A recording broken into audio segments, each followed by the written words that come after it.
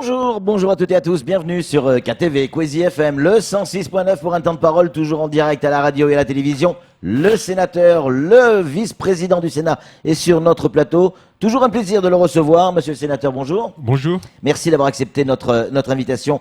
Évidemment, on va parler de la loi de programme qui a été proposée par l'opposition, incarnée par Mansour Kamardine. Est-ce que c'était pas le moment, monsieur le sénateur, d'avoir l'unité des Mahorais, l'unité des parlementaires, l'unité de tous nos élus derrière une telle loi? Alors, moi, j'ai pris le parti, depuis que j'étais élu en 2011, de venir dire les choses, Oui. la vérité aux Mahorais, même si elle n'est pas bonne à entendre. Oui. Ici, le sujet, ce n'est pas on est pour ou contre telle ou telle proposition de loi, l'opposition ou la majorité. C'est une proposition de loi, Patrick Milan, qui n'est pas passée à l'Assemblée nationale. Oui, mais Elle pourquoi? n'est même pas, je m'explique, Oui. elle n'est même pas arrivée au Sénat. Donc moi, en fait, je suis en train de faire de la politique fiction et de vous expliquer, parce que je me suis quand même intéressé à cette proposition de loi, même si elle n'est pas encore arrivée au Sénat, et de vous expliquer pourquoi elle ne pouvait pas passer. Ce n'est pas qu'on n'était pas d'accord, ce n'est pas que les députés n'étaient pas d'accord avec ce qu'il y avait dedans comme déclaration d'intention.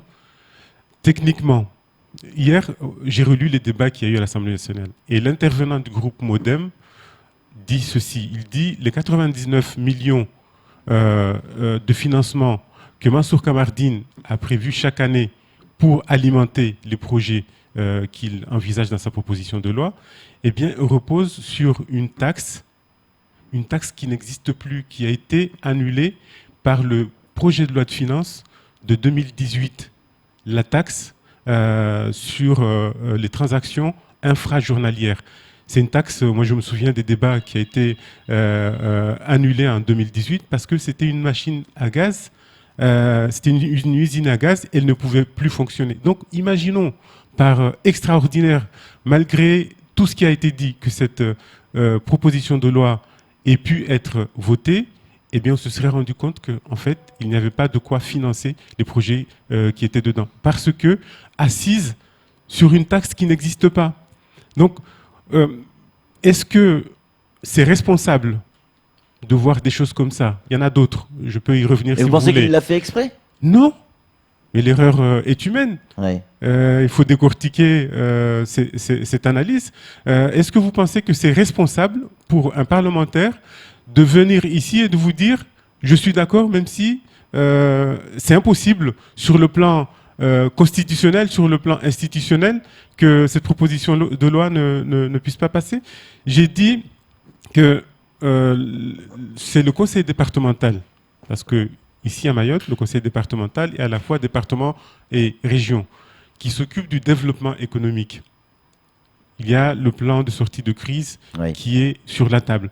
Vous avez la programmation des fonds européens qui est sur la table. Vous avez le dernier CPER, contrat État-région, qui est en train d'être appliqué. La proposition de loi du député Kamardine n'explique pas qu'est-ce qu'on fait de ces plans qui sont sur la table, qui sont en train d'être exécutés, qu'est-ce qu'on en fait par rapport à sa proposition de loi. Donc, est-ce qu'on met tous à la poubelle? Et c'est pour ça que je dis qu'il aurait fallu, par exemple, c'est quelque chose qui est arrivé lorsque j'avais voulu faire passer ma proposition de loi sur le mode de scrutin, au dernier moment, j'ai eu une motion du conseil départemental.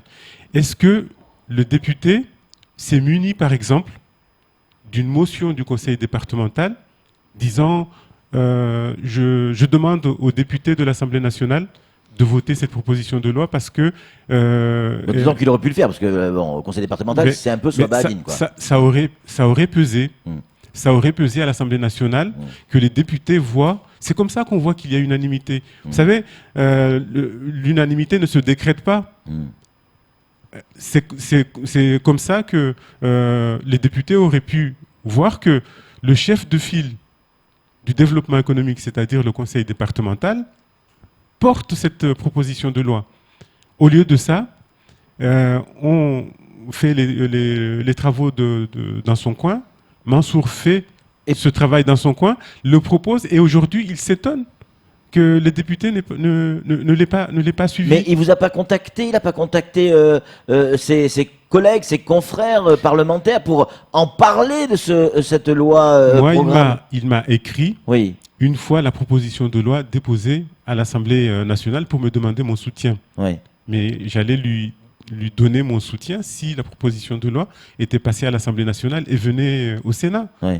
Mais est-ce que vous vous imaginez de la situation? Elle n'a même pas passé le cap de l'Assemblée nationale et vous me demandez des comptes, des explications, moi qui suis au Sénat. Moi, Ouais. je veux bien avoir le bras long, mais il ne va pas de la rue de Vaugirard au Palais Bourbon. Mais est-ce que vous comprenez ce que Oui. j'essaie d'expliquer? J'ai donné Oui, aussi... mais j'aurais pu avoir une influence sur Ramlati qui, elle, est députée. Mais vous pensez que Ramlati est opposé à ce que... Je sais pas, en tout cas, ça n'a pas été voté. Elle a voté quoi, elle? Il faut aller voir... Elle a voté contre. Je ne sais pas. Ouais. Je ne sais pas. Encore une fois, moi je suis au Sénat, Ouais. pas à l'Assemblée nationale. J'ai aussi donné l'exemple des amendements sur le droit du sol. Vous vous souvenez, je les ai présentés une première fois. Ouais.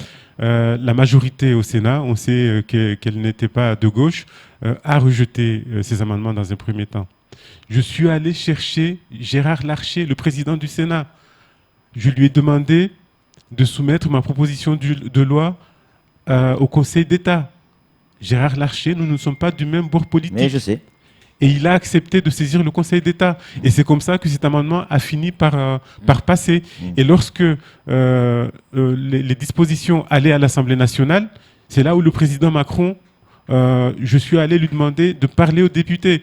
Alors que vous vous souvenez, le ministre du gouvernement que je soutiens, Gérard Collomb, était contre au Sénat. C'est ça le travail parlementaire. Ce n'est pas de venir raconter de belles paroles ici et lorsqu'on gratte, on regarde.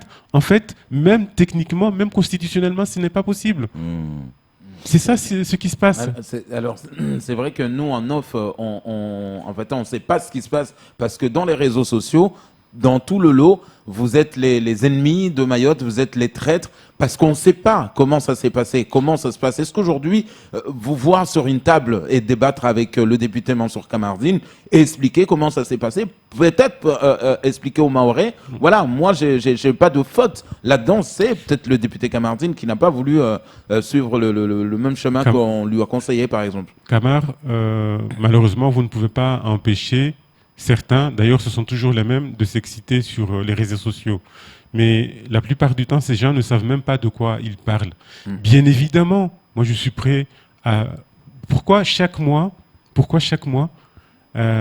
j'appelle Patrick Milan, j'appelle Mayotte Première pour avoir un temps d'antenne, pour expliquer à la population ce qui se passe, ce que je fais. Et lorsqu'on m'interpelle sur l'actualité, moi je n'ai pas de notes, je ne prépare rien, parce que ce que je dis, c'est ce qui sort directement de mon cœur et de la tête. D'accord ? C'est la réalité, c'est vérifiable. Donc je viens ici pour expliquer, parce que c'est le premier devoir d'un élu. Et s'il faut en débattre en personne intelligente avec Mansour Kamardine, les autres parlementaires, le président Sobadine, mais moi je suis totalement ouvert. Il n'y a aucun souci. Il a voulu faire quoi, selon vous, Mansour Kamardine? Un coup politique? Si ce que vous dites est vrai, et il n'y a pas de raison de ne pas le croire, il n'est pas plus idiot qu'un autre, Mansour Kamardine. Ce que vous dites là, il devait le savoir, notamment cette histoire de taxes qui n'existe plus depuis 2018, et que donc tout son projet s'appuyait sur quelque chose qui n'existe plus, il y avait déjà un certain nombre de choses qui étaient sur la table, et sa loi de programme ne tenait pas compte de ce qui était déjà sur la table. Qu'est-ce qu'il a voulu faire, selon vous? Alors, moi, cette histoire de taxes, je l'ai découverte en lisant les comptes rendus de ce qui s'est passé à l'Assemblée nationale. Et je vous l'ai dit, c'est un député modem qui... Et moi, je peux comprendre que... C'est quoi? C'est un coup politique qu'il a voulu faire? Je m'explique. Au moment de préparer sa proposition de loi, il ne savait pas... Il n'avait pas vérifié ça. Je n'ai jamais soupçonné, quel que soit l'élu, de vouloir, par mauvaise foi, faire des choses juste pour amuser la galerie.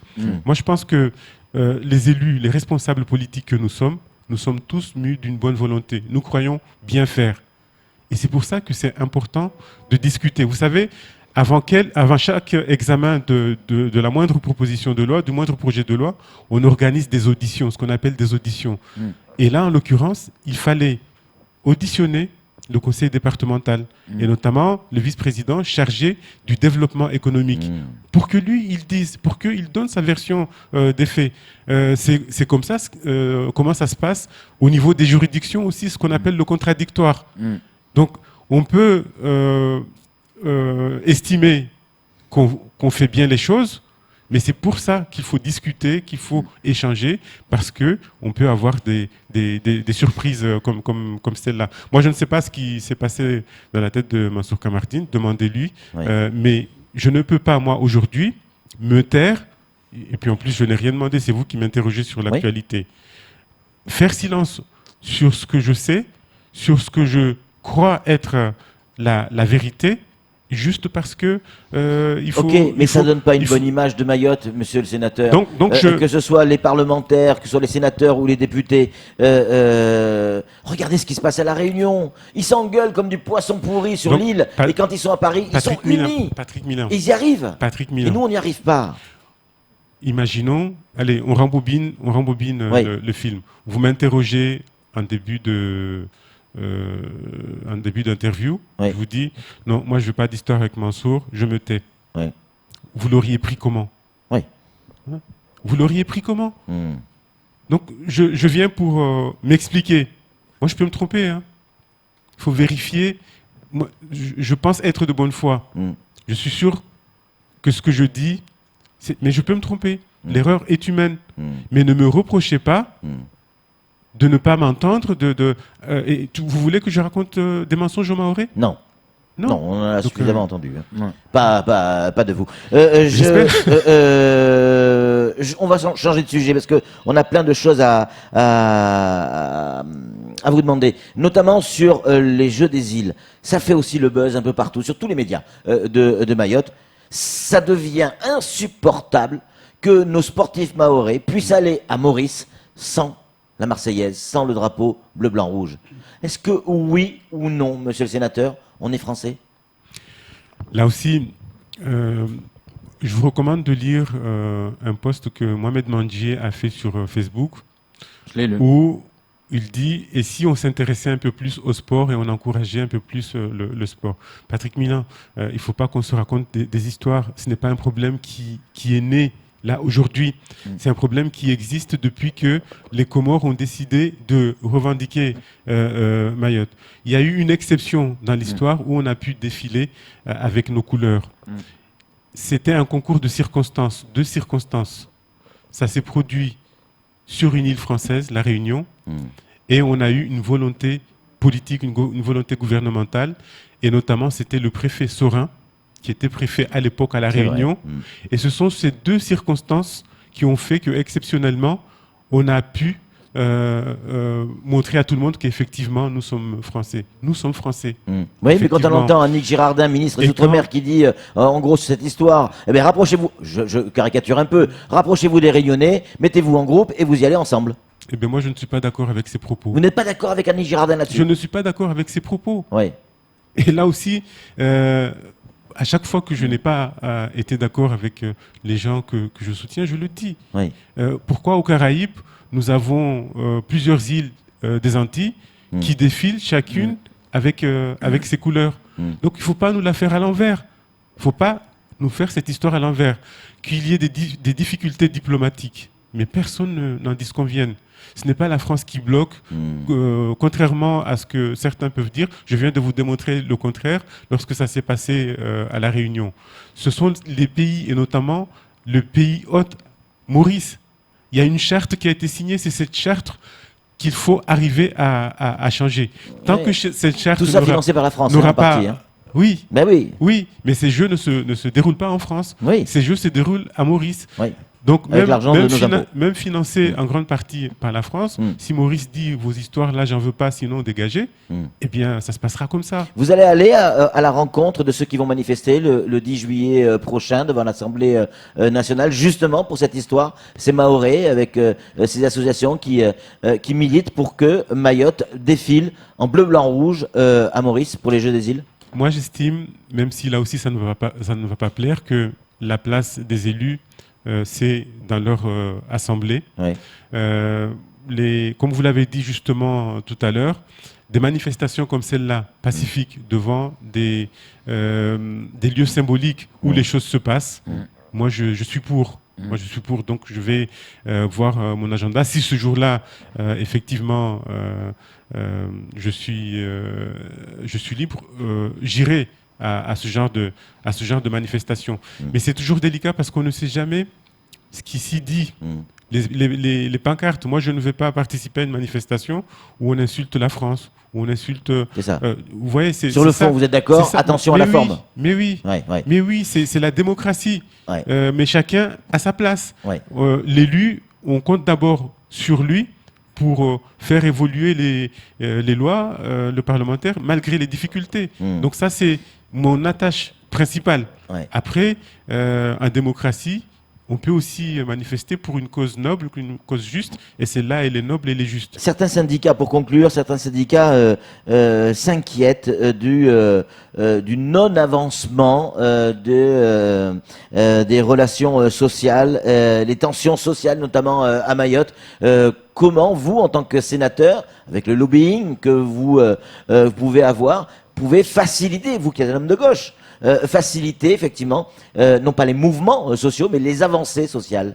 Mais d'abord, c'est normal que les syndicats s'inquiètent. Bien sûr. Ils sont dans leur rôle. Hein. Notamment quand les choses sont dans cette situation. Mais moi, ma porte a toujours été ouverte. Vous vous souvenez, une fois où... il n'y a pas longtemps, vous avez reçu Rivaux. Rivaux était venu jusqu'ici comme si je fermais mes portes. Donc, encore une fois, chacun son rôle, mais si je peux contribuer à faire avancer des sujets, notamment le dialogue social, mais bien volontiers, on se met autour de la table. Vous avez quelques nouvelles sur la piste longue? Non, pas de nouvelles. Pas de nouvelles? Pas de nouvelles. Pas de nouvelles, bonnes nouvelles? Pas de nouvelles, bonnes nouvelles. Est-ce que vous avez des nouvelles sur l'arrivée d'Emmanuel Macron? Aux dernières nouvelles, elle est toujours programmée pour septembre-octobre à la rentrée parlementaire, septembre-octobre. Donc pas de changement de ce côté-là pour l'instant? Pas à ma connaissance. En même temps, ça reste un président de la République avec un agenda de président. Vous savez que son agenda a été déplacé de juin à octobre, à septembre-octobre, à cause du Brexit. Donc les négociations qui va y avoir avant le Brexit. Allez, juste quelques secondes, parlons politique politicienne. On aime bien sur Kwesi. Il y a les municipales qui arrivent. On a vu les dernières élections et la poussée du Rassemblement national, au moins des idées du Rassemblement national, parce que je reste persuadé que les Mahorais ne sont pas adhérents du Rassemblement national, mais il y a des idées qui collent avec l'actualité. Est-ce que tout ça, vous, La République En Marche, vous y pensez et vous y travaillez pour que les municipales ne soient pas un pâle reflet des élections européennes? Bien sûr, vous vous souvenez, j'ai même fait pas une tribune, mais répondu à une interview de votre collaboratrice où j'expliquais que les Mahorais en avaient ras-le-bol de ne pas être suffisamment entendus. Le message est clair, mais comme vous l'avez dit, moi j'estime que la solution n'est pas au Rassemblement national. Maintenant, à nous, les partis dits républicains, de faire en sorte d'être mieux entendus. Et effectivement, à l'occasion des élections municipales, le travail est en train d'être fait pour être mieux compris et que nos projets, nous sommes en ce moment à La République En Marche en train de concocter un projet pour les municipales. Avec des candidats dans toutes les communes ? Un projet d'abord pour La République En Marche et en même temps nous menons bien évidemment des consultations, nous voyons des candidats ou des listes pour des alliances et tout ça est en train de se faire en ce moment. C'est ça, à Mayotte, ce sera plus des alliances que des 100% La République En Marche. Là où on peut faire une liste, on la fera. Là où Rukia l'a dit, c'est dommage que ça n'ait pas fait quand même la une de l'actualité. C'est la seule candidate dans toute la France des Outre-mer qui a eu l'investiture dans les 19 premières investitures.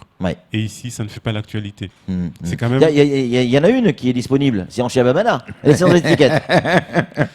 Je me méfie des sans étiquettes. Allez, Camar, juste pour conclure, on est très en retard. Rapidement. Alors, c'est une réaction Facebook qui dit le sénateur Tani pourrait être bon, mais il est tombé dans le mauvais gouvernement. Il n'y a pas de bon ou de mauvais gouvernement. Vous savez, ce gouvernement, qu'on l'aime ou qu'on ne l'aime pas, il est en train de gérer la destinée de la France pendant un quinquennat. Est-ce que vous pensez que c'est en lui tournant le dos? Souvenez-vous de ce que faisaient nos anciens. Eux, ils n'avaient pas à l'époque des enfants de cette île pour parler avec les gens du gouvernement. Ils sont allés chercher Jean-François Horry, ils sont allés chercher Henri Jean-Baptiste. Jean-Baptiste, oui. Aujourd'hui, la leçon qu'on tirait, c'est qu'on fait l'inverse de ça. Non, non.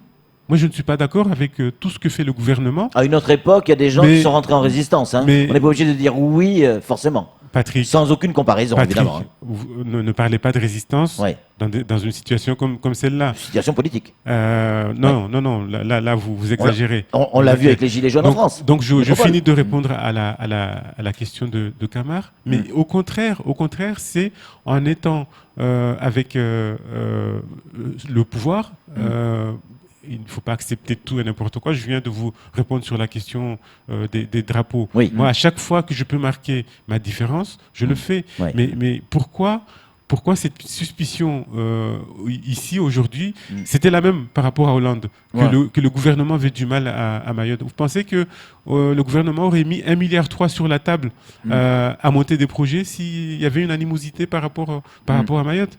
Donc là aussi, il faut dépassionner tout ça. Il n'y a pas de bon et de mauvais gouvernement, c'est le gouvernement de la France. La fiction de la démocratie fait que même si on n'a pas voté pour Emmanuel Macron, on est le citoyen et Emmanuel Macron est notre président et ce gouvernement est notre gouvernement. Donc arrêtons ces polémiques à 2 balles.